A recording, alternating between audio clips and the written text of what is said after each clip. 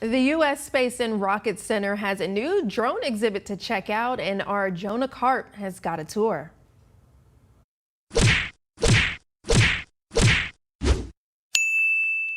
You ready to take a tour? Sure, let's go. Let's go.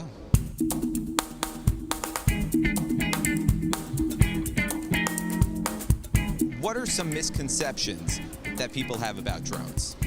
Well, I think when people think about drones, they think small. They think that it's either has a military application or perhaps that it's something that was under the Christmas tree that your child may scare the neighbor's cat with. So this is an interesting part of the exhibit. This is detailing what people know about drones because it's what the media reports on drones. Absolutely. Consumer use, commercial use in agriculture, public safety, military.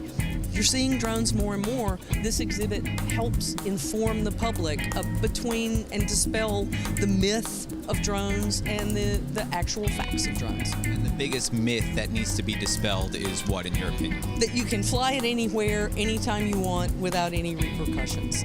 These are drones that have been very successful in aiding our military. And they not only are able to provide reconnaissance and information, they're also a measure of security for our troops.